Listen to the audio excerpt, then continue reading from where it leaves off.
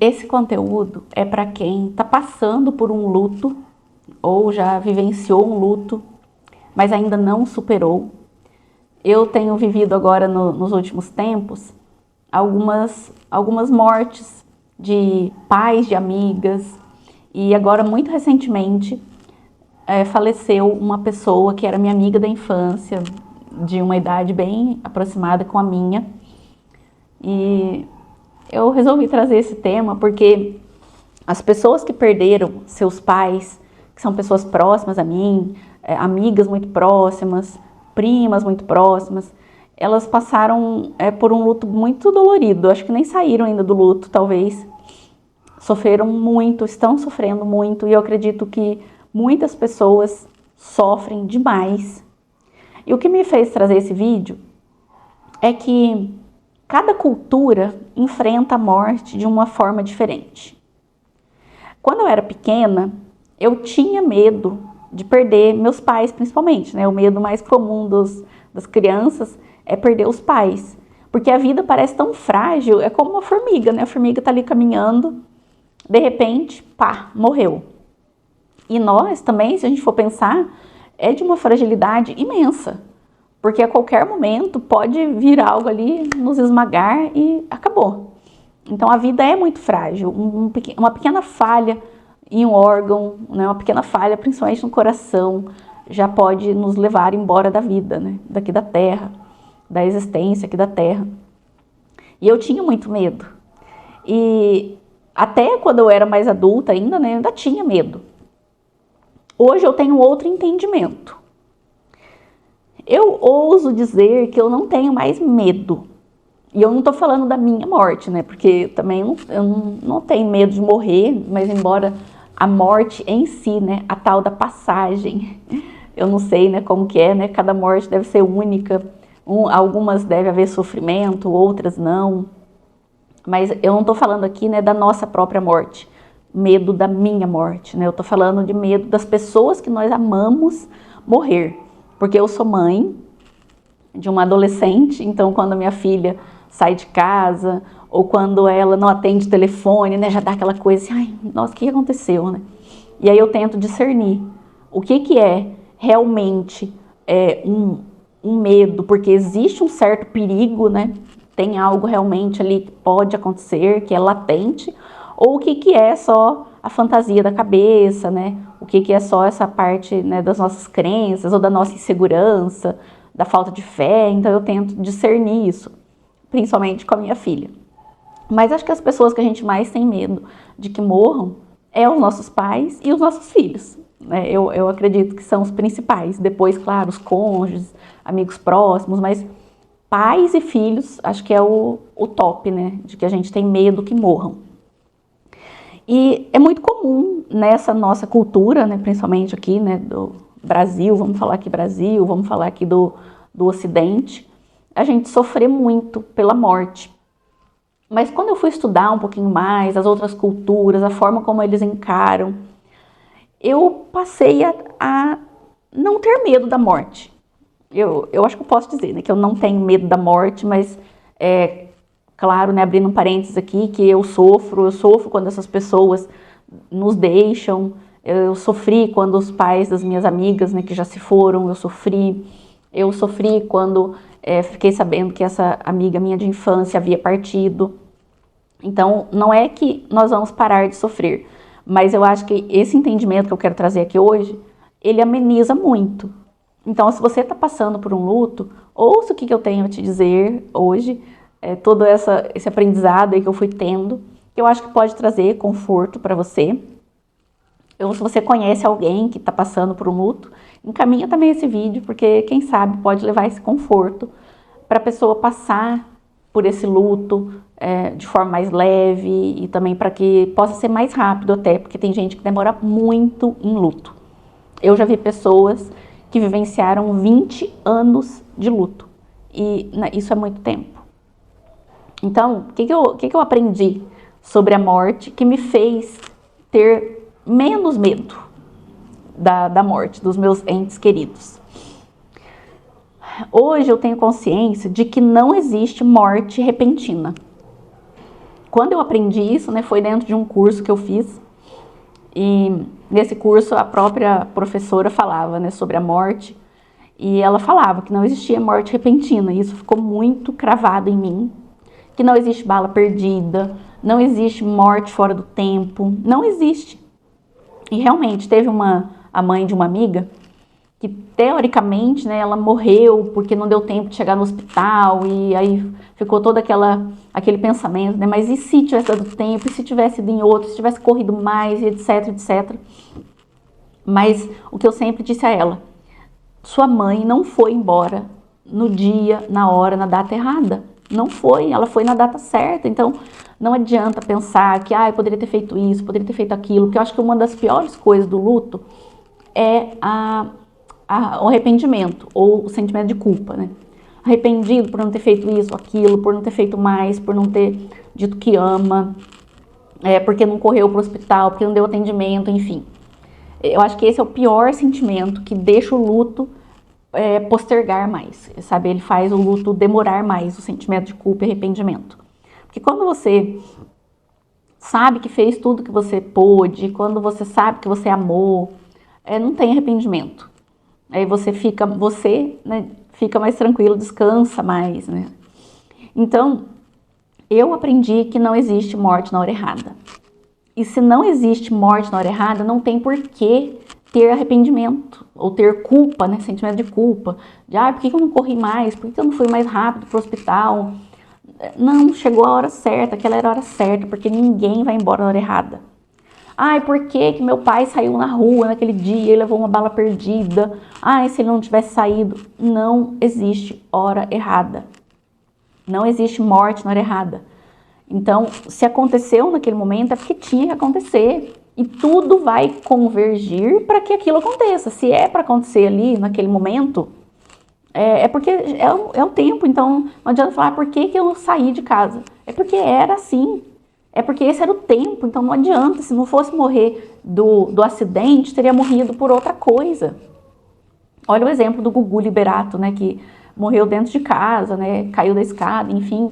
Então, quando chega a hora da pessoa, a bala perdida, ou o tombo da escada, o infarto, é só a causa, né, que acontece para aquele fato que já, né, estava meio que programado ali, assim, né, que já tinha dado o tempo para que ele realmente acontecesse. Porque quando é o tempo, e ninguém morre fora do tempo. Não existe bala perdida, né, o que essa professora sempre falava. Não existe bala perdida, porque tudo tem direção, tudo tem porquê, causa e efeito. Então, não tem bala perdida. Mesmo que alguém tenha, né, que você tenha perdido, foi por uma bala perdida, não foi por uma bala perdida. Porque isso a gente remoe demais, né, e é um motivo que prolonga o luto, né, por que foi assim? Porque se ele não tivesse saído, porque se não fosse aquele menino que atirou com a bala perdida. Tudo está certo. Tudo está certo, e às vezes a gente pensa que a morte foi injusta. Nenhuma morte também é injusta, porque nós não sabemos das coisas ocultas, nós não sabemos do que já aconteceu em outros tempos, em outros espaços. Se você acredita em outras vidas, você não sabe o que aconteceu em outras vidas. Eu acredito em outras vidas. Eu acredito que existem as causalidades, né? E que tem os efeitos. Então, uma coisa que acontece aqui pode simplesmente ser o efeito de uma causalidade que a gente desconhece, porque nós não conhecemos todas as causalidades. E a gente só vê o efeito, e a gente briga com a realidade, briga com o efeito, né? O efeito que foi? Bala perdida. A gente briga com essa realidade. Por quê? Porque aquele fulano fez isso, eu quero odiar ele pro resto da vida. E vou julgar, né? E, enfim, claro que tem que fazer a justiça aqui dos homens, né? Mas tudo é lei de causa e efeito. Então, lembre-se disso. Você só está vendo o efeito, mas você não sabe das causalidades. E só por esse fato, né, a gente já sabe que não tem nada errado. Então, esse entendimento também, né, de saber que não tem nada errado, não acontece nada errado, nada acontece fora do tempo que tem que acontecer. Tá aqui para os homens, assim, né, é super errado uma outra pessoa ir lá matar alguém. É errado aqui, né, nas leis da terra, né? Mas só que não existe nada que é errado perante, assim, a justiça divina, né? Deus não erra, Deus não falou assim, poxa, eu vou acertar a bala naquela pessoa ali, ó. Nossa, não era nessa, era nessa, ele errou. Não existe isso, né? Não tem. Porque todo o universo trabalha numa perfeita sintonia, sincronizado, como uma engrenagem perfeita. Então, nada está errado. Se aquela pessoa que você amava se foi, não está errado, tá? E o outro ponto, né, que me fez também ter uma aceitação mais da morte, né, foi saber que a alma é imortal. O corpo acabou, mas quando eu fui estudar também sobre o que é o nosso corpo físico, no nosso corpo físico tem vários elementos da tabela periódica, né? Você lembra da tabela periódica? Olha, se eu não estiver muito enganada mesmo, que eu não vou parar agora aqui para olhar, mas eu acho que a gente tem, não são muitos não, são 7 elementos da tabela periódica, eu acho, no corpo. A maior parte é água, né? Água, cálcio, enfim. Eu acho que são os 7 elementos da tabela periódica que a gente tem no corpo. Então, nosso corpo físico, ele nada mais é do que vários elementos da tabela periódica, só isso. Pega aí um tanto de cálcio, sei lá, compra aí um tanto de cálcio para você ver. Pega um tanto de água. Nosso corpo é isso, amontoado da tabela periódica. E a gente se apega tanto ao corpo físico, tanto, que isso aqui parece ser a única coisa que importa. Mas isso aqui não é a única coisa que importa, na verdade é o que menos importa. Então essa visão de que nós somos seres espirituais, vivendo uma experiência aqui terrena, ela já ameniza bem esses efeitos assim do luto, né, da morte. Nossa alma é imortal, aquele corpo deixou de ter vida, porque o que dá vida para esses amontoados aqui da tabela periódica? É o nosso perispírito, né? Então é toda uma energia que a gente recebe, que dá vida, né? Que dá movimento, faz o corpo ser perfeito. Então, corpo físico, olha, ele desconectou desse perispírito, ele simplesmente vai voltar para sua origem. A água vai voltar lá para sua origem, o cálcio vai voltar para sua origem, né? Tudo vai apodrecer ali e vai voltar para as origens. Mas o espírito, a alma, ela continua existindo, inclusive, né, dentro daquilo que eu acredito, a gente reencontra novamente esse espírito, né, essa consciência, né, eu não gosto muito de chamar de espírito, né, mas essa consciência, porque é uma consciência, né, como dizia Neville Goddard, até a cabeça de um prego tem consciência, né, cada coisa no seu nível, mas tudo tem consciência. Então o ser humano também, né, obviamente, tem sua consciência, e a gente vai encontrar essa consciência, esse espírito, em outro tempo, num outro espaço, numa outra localidade, e a vida vai continuar. E quando você pensa numa morte, né, às vezes a pessoa estava sofrendo, enfim. Então vamos pensar numa morte. E aí, teoricamente, você pensa que aquela pessoa não sofre mais. Porque às vezes ela estava passando por alguma dificuldade, às vezes ela tinha dores mesmo, é uma doença. Então aqui na Terra ela estava sofrendo. Sofrendo emocionalmente, fisicamente, de diversas formas. Se você for bem pensar, é egoísmo nosso não querer que a pessoa se vá. Por quê? Quando fala assim morte, a gente quer evitar o nosso sofrimento, o sofrimento de quem ficou. Porque se você acredita que quem foi parou de sofrer, então para essa pessoa tá bom. Tipo assim, ótimo que agora essa pessoa já não está mais sofrendo, olha só, né? Que maravilha. Mas o que a gente não quer é o nosso próprio sofrimento. Então isso, né, traz o egoísmo do ser humano. Assim, né, tô também generalizando muito, né, nós todos somos, né, um pouco egoístas mesmo, não tô abominando o egoísmo, porque eu sou egoísta, né, eu tenho certeza que você é um pouco egoísta em alguns pontos, mas se você for bem pensar, isso é um certo egoísmo, porque assim, eu não quero que aquela pessoa se vá, né, eu quero que ela fique bem, mas aqui na Terra, né, mas se ela tá bem lá na outra dimensão que ela está, eu não quero, eu queria que ela estivesse aqui, porque eu não quero sofrer. Porque se a outra pessoa já não tá sofrendo mais, então tá bom, Tipo assim, é isso. Se a outra pessoa já tá lá numa outra dimensão, sem dor, sem sofrimento, né? Então ela tá bem. Então por que você vai sofrer tantos anos se, né, no teu entendimento, aquela pessoa está bem? Então é um pouco de egoísmo nosso, porque nós não queremos sofrer. Porque a outra pessoa não vai estar sofrendo mais, né? É bem isso. Outro ponto é saber que eu escolhi a minha família, tanto a família mesmo, né, de sangue, ou então a família de alma, né, ou os amigos, né, que nós escolhemos essas pessoas para conviver aqui na Terra e que nós temos projetos com essas pessoas, que nós temos trocas com essas pessoas e que as coisas finalizam. Então a gente finalizou algum projeto de vida, finalizou no intuito, né, desse encontro aqui na Terra. Não foi à toa que você conviveu com aquela pessoa, né, sua, né, seu ente querido que partiu. Vocês tinham um projeto, tinham energia em comum, né, tinha algo ali, uma missão de vida mesmo, né, tinha algo ali para ser resolvido na vida. Então traga isso como gratidão e como algo divino, né, que você se encontrou, se conectou com aquela pessoa para cumprir um propósito, e que esse propósito talvez possa já ter acabado, ou pelo menos aquela camada ali já acabou, pode ser que vocês continuem em algum outro momento, mas que acabou. Então esse entendimento de que não é por acaso, que você tem um projeto com aquela pessoa, que você vivenciou o que tinha que ser vivenciado, isso também traz um maior conforto. Eu aprendi também a aceitar que os fins são recomeços. Então tudo que acaba de uma forma, ele recomeça de outra. Então, né, se acabou aquele, por exemplo, que acontece muito, né, quando é os pais que partem, você já não tem mais, né, para onde ir, tipo, aos domingos, você já não tem mais onde ter o almoço, onde ter o seu Natal, né, as suas férias.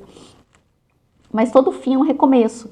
Então, você precisa fazer dessa oportunidade de recomeçar uma nova rotina, né, ter novos hábitos. Então, não tem mais a casa dos pais para ir, você precisa arrumar uma outra rotina, né, uma outra forma, né, para você ter o seu momento de paz, né, ter o seu acalento, né, talvez outras pessoas, né, outros lugares. Você precisa recomeçar, porque todo fim é um recomeço, você vai precisar recomeçar. Então, não podemos ficar apegados àquilo que acabou, mas sim, vamos olhar para aquilo que tem de possibilidade agora. E por fim, nós não podemos nos apegar a nada e nem a ninguém aqui nessa terra. Não podemos nos apegar a nada e a ninguém, porque nada aqui é nosso, nada que está aqui vai ser eterno, nem mesmo a gente, né? Não somos eternos. Então nós não temos nem mesmo esse direito de viver tão apegados assim ao outro. O outro dia eu vi um caso de uma pessoa até que postou algo assim, bem bonito, se você for ver, né? Ai, porque filho, você é a razão da minha existência. Assim, era um texto assim, muito bonito, mas você via que tinha um apego ali. Tipo assim, que aquela pessoa, a vida dela era aquele outro ser ali, aquele filho. É claro, né, que a gente ama os filhos, amamos os pais, só que o outro, ou um objeto, ou uma pessoa, ela não pode ser a tua razão de existir, porque isso é uma carga muito grande para você colocar no outro. Inclusive nos filhos.